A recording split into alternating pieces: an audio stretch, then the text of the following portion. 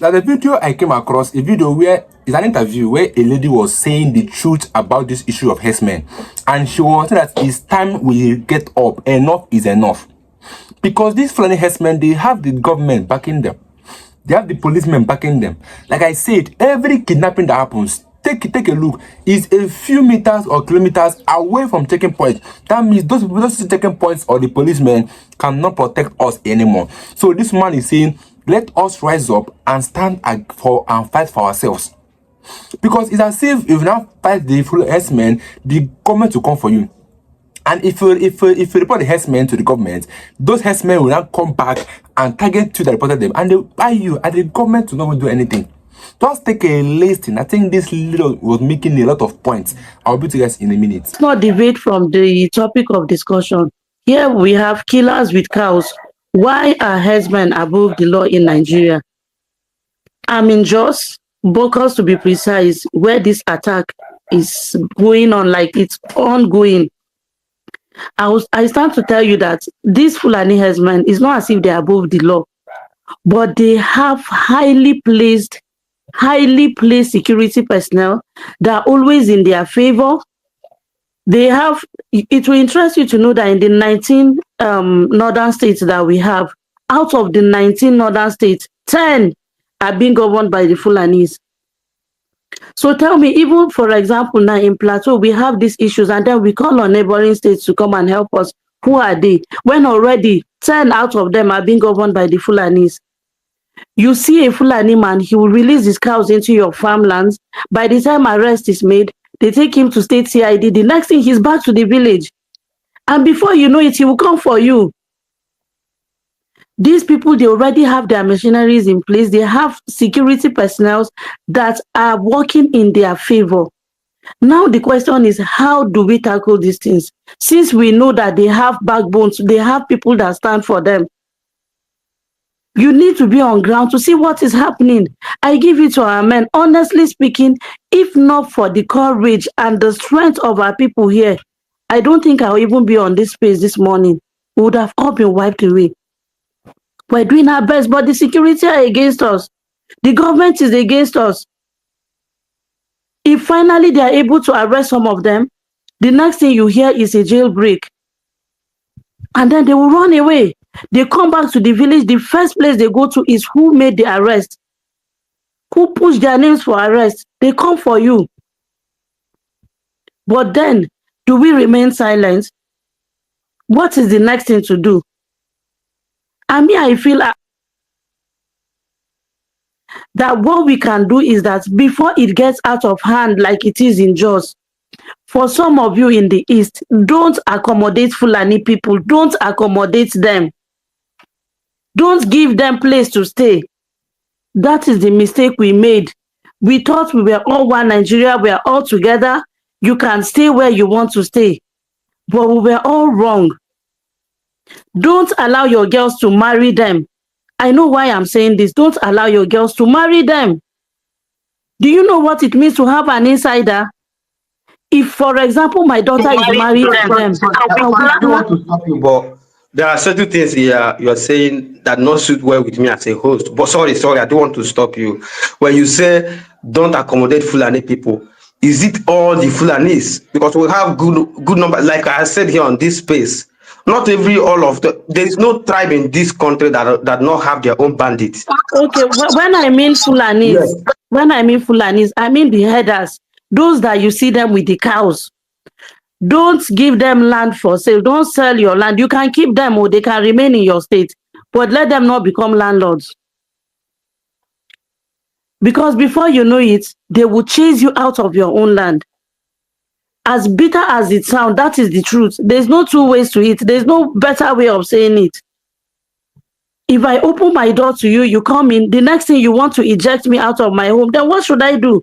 When next you knock on my door, I don't open it for you. If only they would just eject me, it's even better, but they will kill me. So how else do you want us to say this thing? Honestly, the earlier we say it the way it is, the better. We made that mistakes. Our forefathers made that mistake. And it's not as if they even sold the land to them. They give them for free. They dash them. You can come and stay. Oh, you don't have this place to farm. Okay, take this small piece of land. You can cultivate it. The next thing, they start expanding. And now they don't only want us out. They want to kill us. Last year, they sent notices to everyone, to like almost every village head, that they are going to come. And first, they will start by kidnapping. And if they make a kidnap, they will not even release us. If they kidnap you, you pay ransom, they will kill you before they will finally come and kill everybody. They started this thing with one particular ethnic group here in Jos. And we felt okay with the narrative they were giving, that those people were stealing their cows. To the extent that we even supported them and we're calling on our people, why would you steal their cows? Stop cow rustling. Little did we know that it was beyond that. The bogus people, which cow did they steal? Which cow did they rustle?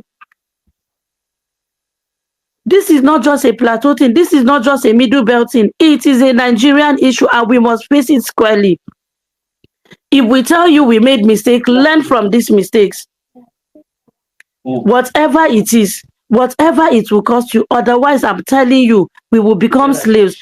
Even the Hausa people, they are not even governing any of their states. It is the Fulanis. So what are we talking about? This is a long-term plan, and they believe in taking over every territory they step their legs on. You have your farm, you want to harvest it, they will give you time to harvest, and you dare not set fire on that farmland. As you finish harvesting, they are entering. In those days, when I was growing up in the village, after the first harvest, we, the little children, will still go into that farmlands and pick whatever it is that is left. That was what our parents will now sell and buy shoe for you, Christmas shoe, whatever it is. But do you know what is being done now? As you're harvesting, they are following you. For every ridge you harvest, their cows are behind it. So whatever it is that even fell to the ground, you don't have the opportunity of picking it. What kind of a life is that? What kind of a life is that? And then they still come for your life. They come for your property. They come for your life. Now, let me tell you, Mazi, you people that are in the East, you cherish your Christmas festival so much that you travel to the East almost every December or New Year season. Let me tell you, for us in Jos here, we don't even look forward to going to our villages. We don't have villages anymore. Except for those that are already in the village that they don't have an option of leaving the village. But for some of us that stay within Jos, we don't even want to take our children to the villages. Is that a good thing? Is that something we should condone? Is that something we should celebrate? Okay, if they take over the villages, what makes you feel they won't come and take over Jos? If they take over the 17 local government, the 16 local government, the next thing, the 17th local government that everybody is running to, they will come and take over because they will be surrounded by all of them. Me, I will say it, don't sell your lands to herders. Don't sell it to them. When you see them put their tents, go and tell them to leave. They are nomads, they should leave. Let them move. They are not meant to remain in one place. We're not stopping them from passing through our villages or whatever it is, but let them not remain there. There's no need. If you feel you cannot come and we'll cohabit together, then there's no need we stay together in the first place. Let everybody stay on his own. Let me just yield. I'll take you on this space. So there is this news that there have been several communal clashes in that Plateau state. Is it Plateau now? So in that state that you're talking about, there have been several communal clashes in that area. So I didn't know whether it's not communal clashes. It's not. There's nothing like communal clashes. It's not any communal clash. Which community and which community? Or which tribe against which tribe? Have you heard that on the plateau? And have the Biron people fought the wrong people? What does it have to do with the farmers? What does it have to do with displacing the farmers? Exactly. That is not a communal clash. No. Where we have the reason why I'm saying this is because if you come to I'll use the reason why I'm saying this is because so that government will come and help us as well. I will use my state, like I said on this space before, for example. We are having a communal clashes between Abumega and this Sinkwo for years now, right? You do know what they are doing? Burning houses, chasing people away, doing the same thing. You cannot go to farm, you cannot do that. Both of us are doing it to ourselves. But Communal Mazi, clash. how are you going to In fact, invite the government? Mazi, how are you going to invite the government to come and help you? So hold on. I don't want to make this thing as a debate. I just want to know, because this is what I wait, fake billionaire. This is what I have been reading, that some account is saying that there's communal clashes in Plateau. Some account is saying is farmer header clash. Some account is saying that is invasion, this and that, blah blah blah. This is what since she's living there, she's from there, she can tell us what is going on around that area and what happened in Mangu, for instance. That's what I want to know. Is there anything like that? She just said it now. Is there anything like that? Allow her to speak, fake Donia. Is there anything like that? This is what I want to find out. Okay, what is happening in Plateau State or Mangu Bokos? It's Fulani people's invasion, land grabbing. The villages they've been able to conquer, they have raised their structures there. They have their houses there. They make use of our farmlands. They are the people cultivating those farmlands. Even a church, on your way to my town, there used to be a very big church, like it's the biggest church on that in that community. If you go there, if it is not that you know there was a church there before, you won't even know there's a church. There was a church there. Rather, they erected a mosque, new houses. That is what is there. So is that not land grabbing? How can you come and cleanse everybody from that community and then you take over? Is that a communal clash? What are they clashing over? And who are the people that are now staying on that villages? It's the Fulanis. For every village they take over, they attack. They make sure that they take over that place. The first thing they do is that, like that December attack, what they do is that they bring down, they came with vehicles, with motorcycles. Some of them were on motorcycles, some with vans. As they pack our food from the vans, they set the vans on fire, break the houses, pack our things, mattresses and everything. We have pictures, we have evidence. They left with all of these things. Even the recent attack of last week, the houses have been pulled down. If care is not taken, they will still go and start staying in those villages without a trace of those houses. See, my husband is even here. Him too is even talking. I said, people, if you try to rebuild your house, they come in the night and demolish the house.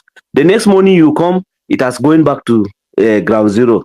You try to erect, the next morning you come back to do. They don't want you to go back to that area by no any other means, because when they come to attack, they will burn the house. After removing all valuables in the house, they will bring down the building and set fire on it. Kind of, I don't know whether they come with hammers. They will start breaking the houses so that you don't come back and roof the house alone. That is like, don't allow anybody to deceive you that is a communal clash or is just header farmers clash. It is not. What they want is to invade and to grab the land and chase away the indigenous people from their homelands. If you meet a Fulani man, a typical Fulani man or a header, they will tell you that the world belongs to them. They choose where they want to stay and do whatever they want to do. In the past, we know Fulani people to be headers. But if you go to my local government and they are beginning to drag farming with us, like the percentage is almost equal. It's almost 50-50. So is it the cows they want to do or the farm they want to do? And you dare not own a cow. If you own a cow, they will come for it. They will tell you that our people are not known for having cows. But we grew up knowing our grandparents with cows. So what do you say to that? It is nothing like communal clash. Nobody is clashing with any community. This is ethnic cleansing. The earlier we know it, the better for us. Thank you. See everybody here. Madam Brother Sanda, please accept my sympathies. I know what you guys have been going through. It's not today that you started crying. It's not today that you guys have been weeping. It's not today. And unfortunately, we are also going through the same thing. The entirety of Nigeria is going through the same thing. It's so sad. But let me first of all start by saying that I love this topic because, these topics actually expose who Nigerians truly are. It's funny because when I hopped on this, speaker section, it was just only the three of us, myself, Captain, and then Nemeka. There was nobody else. The rest of the gang were all in a listener section, just listening. Why? They understand what this topic is all about, but I want to believe that cowardice will not let them come up to join in this discussion. The same thing I am saying here that Captain has said, that many people will say here, they harbor the same thoughts, that is their belief, but cowardice will not let them pick up the mic to come and speak. Why? Because of political expediency. Or they harbor the same belief that we harbor, but because they want to appear as the good guys, quote and unquote, they will allow only people who are not like them to go, so that they can now term them IPOB. Look at them, they are pushing IPOB. See, today you will call me IPOB. You will call me IPOB because you see that thing that people are scared of saying. I will say it. That is the difference between you and I. I was raised to speak. I was told that if I'm hurting, I should speak.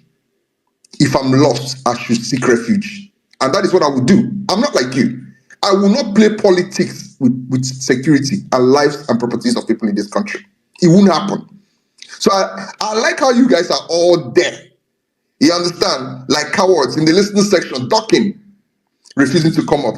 If this topic were to be Igbo man shot EFCC member in Oka, this speaker section, we would have had like maybe 2 or 20 people requesting, with this speaker section chock full of people who want to give their unsolicited opinion on something they have no idea about. But this one single situation that affects every Nigerian, they will not come up and speak about it. You all know yourselves. I ain't gonna mention the name, so let's just leave it like that. So as I was saying, Mazi, this topic is very, very interesting. And I love that I'm hearing from people like Brother Sanda, because these are people who have real life experience of this thing. Mazi, I want to believe that there's a very big conspiracy that is going on in this country. And let me first of all let you in on a secret, Mazi, before I go into this submission proper. You see that time that they kill people in Uromi. You saw that people like me, we are moving from spaces to spaces, condemning that killing. Let me let you in on a very little secret. The reason why I was doing that was only because the victims were Hausas.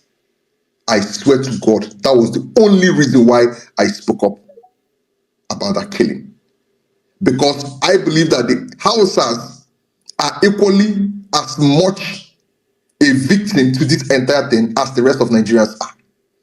And I love that Rodasana pointed out something. In fact, I saw that thread and the tweet that put out the ethnic group of the governors in the north.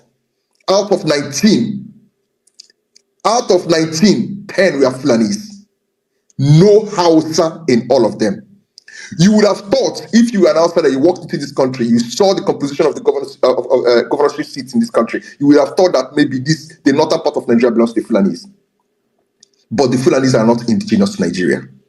That is how tragic it is. They are not indigenous to Nigeria. The lands that they occupy today had been occupied by people prior, to their arrival in this country. The Hausas, which made up the bulk of the population of the corner back then, today have been relegated to beggars and nothing. A lot of Hausas have lost their voices. You will never know that they are Hausas anymore. In fact, you may not know this. Communal clash is going on between the Hausas and the Fulanis across that part of the north. Most especially in places like Zafra and Sokoto, they will not report it. They are being systematically and gradually being displaced, both in a form of a genocide and also politically being displaced. Tell me why in a country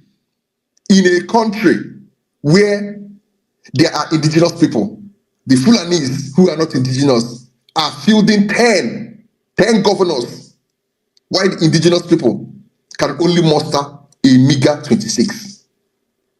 These are the people that have some of the lowest population. But let me not even make it about the Fulanis alone, right? Let me just get back to the headers. Why am I saying this? I only cried out about Urumi because of these are Hausas that were involved. They were the victims. That was why whenever I go into a space, I say, please, the people that we are the victims of this killing, we are Hausa people. Remember that. These people are equally victims like you are. They did not deserve the killing. So let me just first of all say that I believe there's a very gigantic conspiracy that is going on in this country. And nobody has come to tell us the truth. A big conspiracy is going on in this country.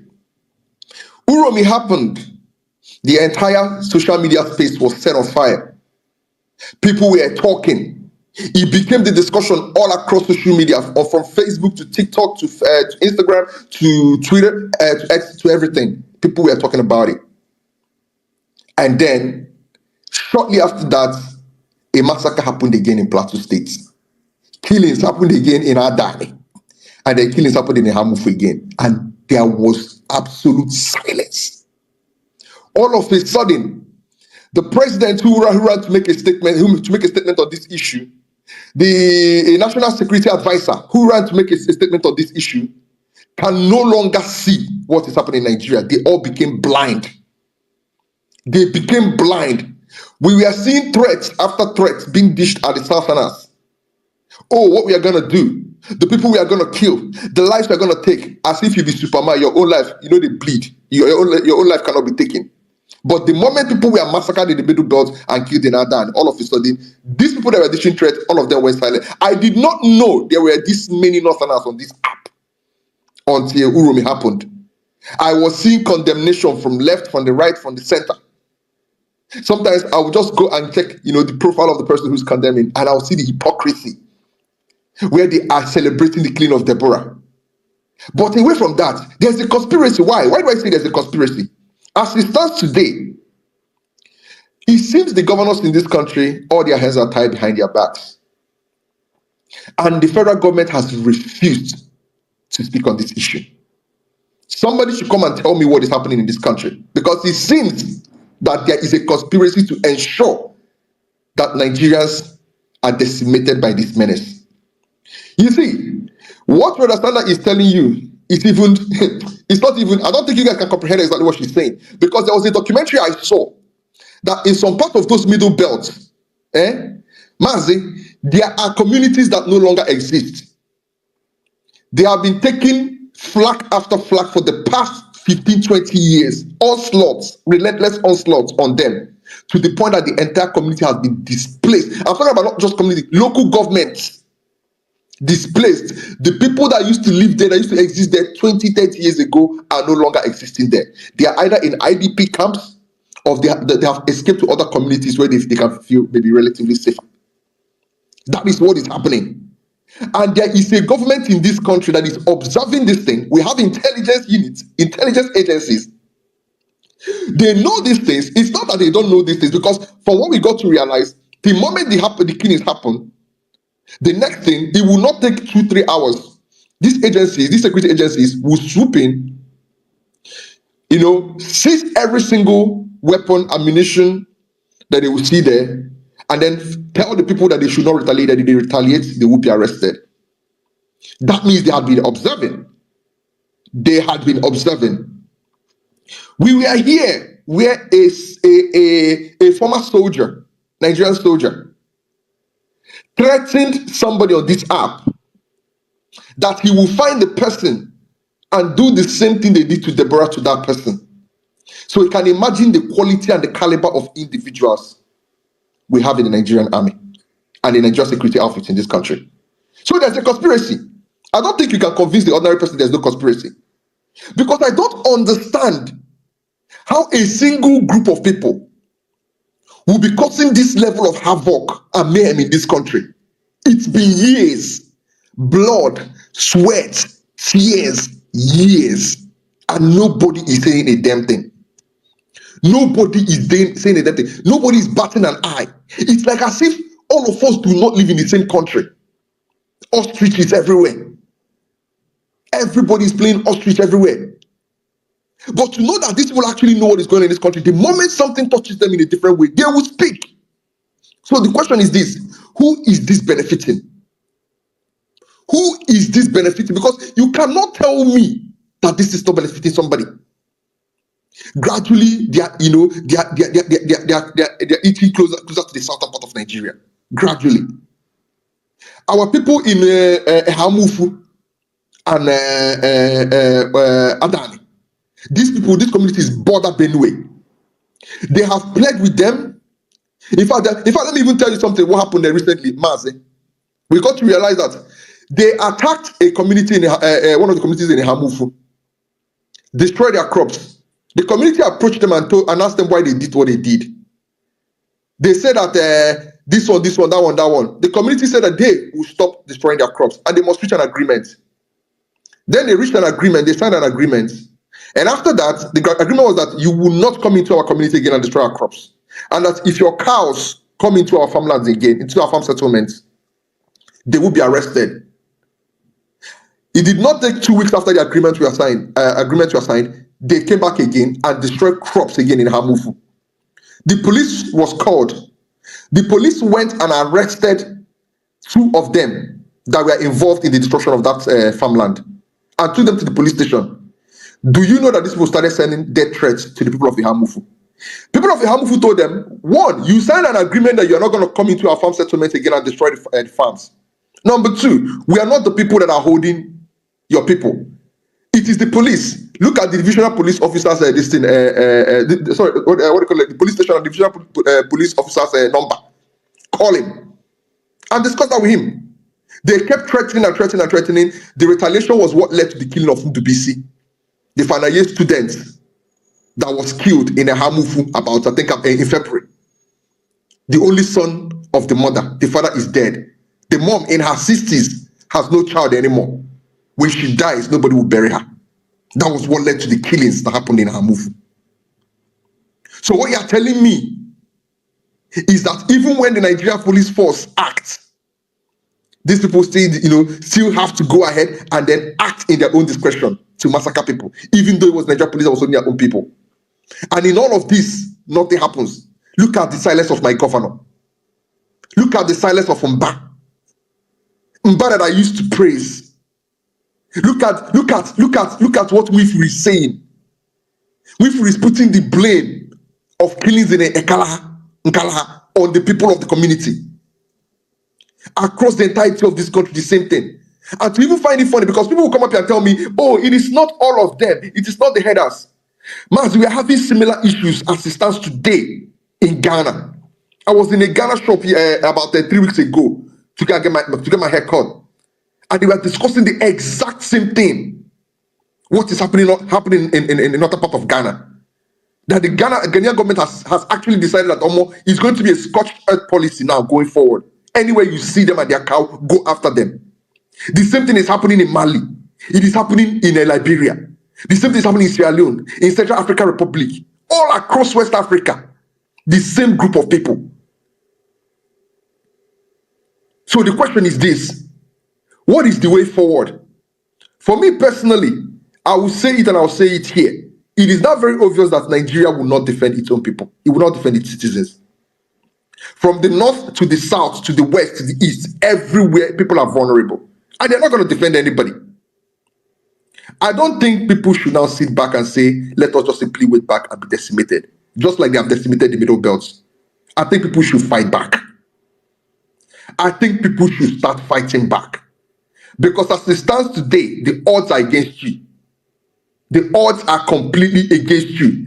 Whether you stay there, you will die. If you don't stay there, you will die. If you plead, you will die. If you don't plead, you will die. That is the point where we are getting at. Today, Ehamufu and Adani have started seeing the onslaughts. Continuous attack, relentless attack. One after the other. One after the other. One after the other. What will happen to Ehamufu and Adani in the coming years? And to even imagine that Adani and Ehamufu are in the remotest part of Enugu State.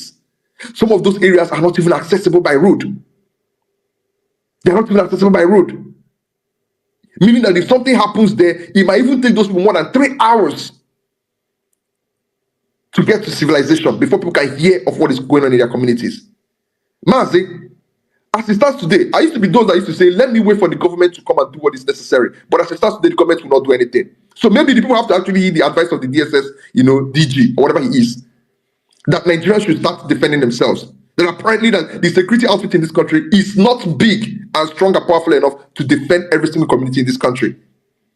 Maybe we should start thinking of arming ourselves. Maybe, and equally arming ourselves like they are arming themselves, because the excuses are no longer going to work for anybody. The idea that people should just simply fold their arms and allow themselves to be decimated is something I can never even fathom, and it will never happen. And let me end with this.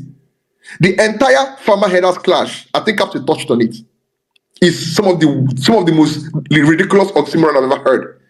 Farmers are sedentary, they don't move. Headers are nomadic and pastoral. So there is never a time that people who are stationary will meet up with people who are walking around. It's not possible. So there is nothing like farmer headers clash. What we have is relentless attack on farmers in this country. And we are seeing the effect of those attacks in the food supply in this country. And finally, I really feel sad for the Hausa people. I feel sad for them. Because for years, they used the tag Hausa Fulani. When we try to remind them that there's nothing like Hausa Fulani, Hausa is a different ethnic group altogether. Fulani is a different ethnic group. They latched onto that, symbiotic, relationship that not only benefits only one part of the organism. And then today, they have completely assimilated into the culture of the Hausas, into their political positions, into their traditional institutions.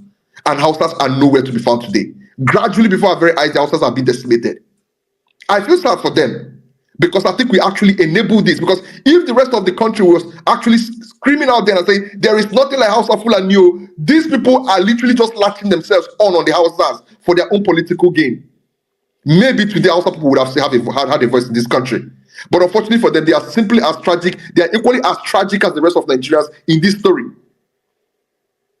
And I really feel for them. And I hope that if there are Hausas that are still existing in that north, that they should start doing what is necessary to ensure that they detach themselves completely from these people. Because, just like Rudasanda said, the biggest mistake they made was to allow them to come in the first place. Maybe that is a mistake we should not allow to happen where we are today. Thank you very much, I yield.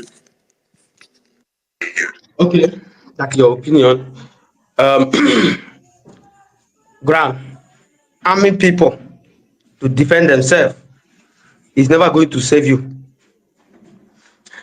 Arming people, I will say it again, arming people to defend themselves is never going to save you. Oh, you got me wrong. I know where you're heading. That's not what I'm heading.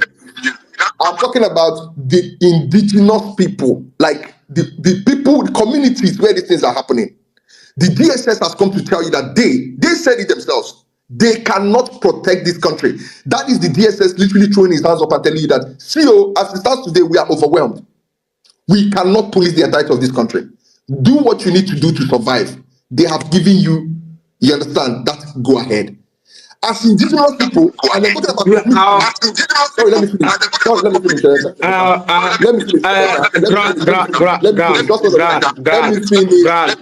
me finish. Let me get my point across, please. No, I was the one speaking before you interjected me. Why are you struggling now to finish? Yeah, so that's what I said. Let me just finish. If you have any issue with this, maybe we need to reach out to the DSS, guy to come and clarify what he means or what he meant by that statement. Because to the best of my understanding, that statement is as clear as day. It is not ambiguous. He said that the people should start defending themselves. And if you are from communities where these attacks have been happening, I think you can actually leverage on what the DSS said to actually start protecting yourself. Because, Mazi, what is the alternative? Is the alternative to simply just leave your ancestral home or go into the IDP camp or lay down and be killed? Is that the alternative? I think that thing that the DSS guy said is actually something that the Lord of Nigeria should be paying attention to. Leverage on that thing that he said and then do what is necessary and then exploit the boundaries of the law in this country to protect yourself. That is the point I'm making. I'm not saying you should go extra legal, but at least exploit the law to its maximum. Exploit the utterances, exploit what they say, and use it to protect yourself. Because the other way around, it is going to be death for you. There is no coming back from this. Grandmaster, sorry. Is there anything that DSS guy said? Okay, let me say what I want to. Well, let me say what I want to say. Let me say what I want to say. Grant, I understand what you're saying, but what DSS said, DSS guys, if there's news like that, is that there are not many in numbers. That there cannot be in everywhere at the same time. That there are not many in numbers. There are not many in numbers. And if you look at it, the police formation, how many are there? The military, how many are there? The DSS, how many are there? The last I checked, Nigeria is clocking 250 million in numbers. How many are there? Those people to protect 200 million. 200 million. Let's even say 100 million. How many are there? I think this is what they are saying.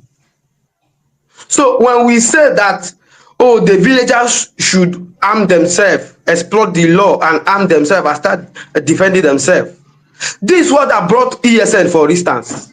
This is what that brought all these killings that we have on the street, even in the urban areas, in Anambra State, in Ebonyi, in Enugu, in Imo, in Abia.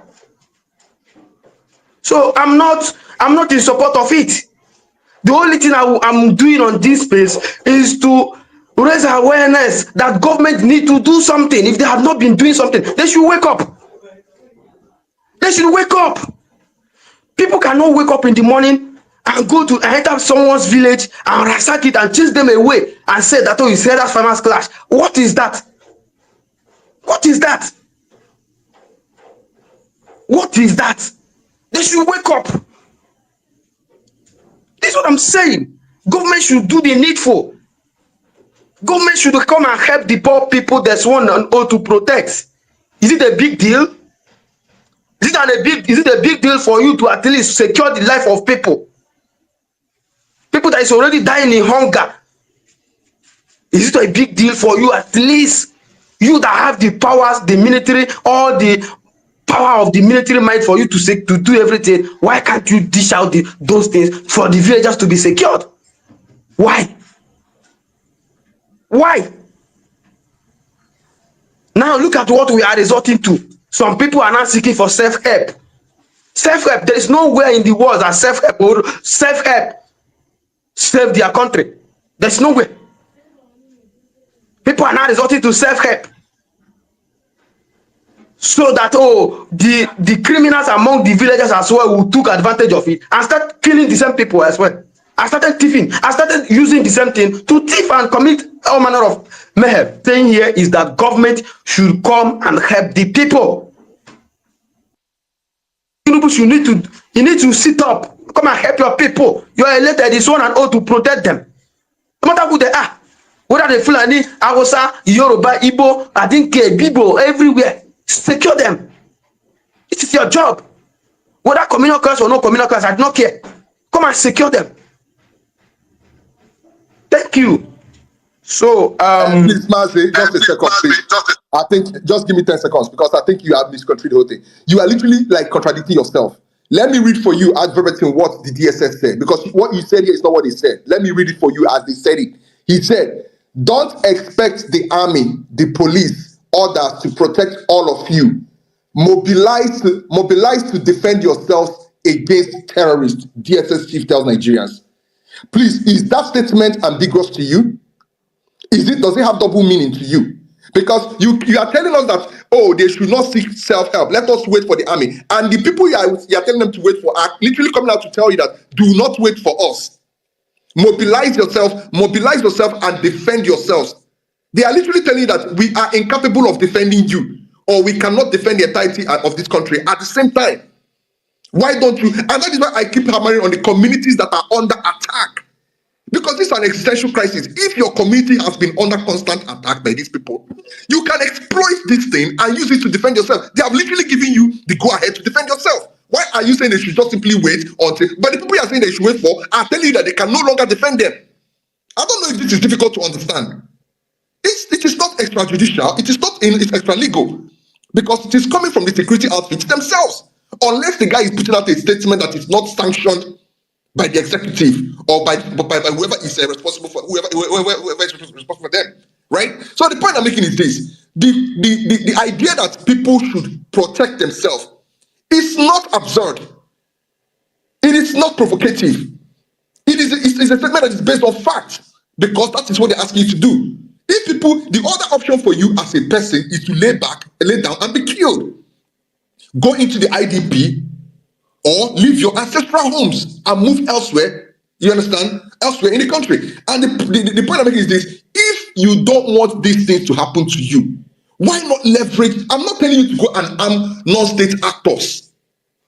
If you don't hear me mention the IPOB here, the only time I mention it, I know that people will come up here and call me IPOB after I finish speaking. I did not say that. I'm not telling you to empower people that you do not know, or known people that you don't know where they come from, and give them God's authority to protect you. No, the communities can band together. The communities that have been affected by these killings can actually band together, exploit these things, and then prepare themselves for any onslaught that is going to come to them, and defend themselves, because it is your natural and fundamental right to protect yourself from killers. You can't just lay down and be killed. No. Hey, thank you. Let me go and open the door. Thank you. How long can we wait for these people and we remain in silence? Because if you keep quiet, they will wipe everybody out and they don't even care. They don't have a conscience. They don't care if the person is somebody's father or mother. They just buy anything they see. Once you are blocking them, they'll buy you. And they want everyone to just fold their hands and allow them to take over this Nigeria. Because it's as if the herdsmen are now the landlord of most communities in the southeast. Go to Ebonyi State. Go to Imo State, go to Anambra State, even Enugu State, so community Enugu, Eyamufu now. The herdsmen have taken over that community. What is the government doing? That's my own question. What is the government doing? Because it's not as if these people are working hand in hand with the government. It's not even hidden. Because there's no way you report them to the government and the government will not do anything to them. But the government are looking for those that buyed the 16 people that was buyed in Uromi. But herdsmen have been killing people and the government have not even said anything or done anything. That is kind of a level where we are in a country, and people are saying it's high time we stand up. Let's because the more you accommodate these herdsmen, the more they will come into your land and take over the land. Because if Aju is not given the access, they will not have the right to come and take over your land. Because those people are working with AK-47 rifles, working with them freely. And the government did not license it. But if they see a youth carrying a gun, they will arrest the youth and call him a criminal. But herdsmen are busy working freely with AK-47 and buying people anyhow as if it's their right. Just air your views in the comment section. I'll be guys in my next video. Don't forget to subscribe. Like I said, this is a channel where we give you Bob's news as it's dropping. We are giving it to you. But that video made a lot of point to me. The point where I got where most is that let us not accommodate these herdsmen, because once you accommodate them, they will come into your community and take over and become landlords. And while the landlord, you don't have any option than to yield to them. Ehamufu now is being ravaged by herdsmen. Every day by day buying. The cows are eating up the crop. If you talk, they will buy you. All of you, like I said in the comment section, I'll be guys in my next video.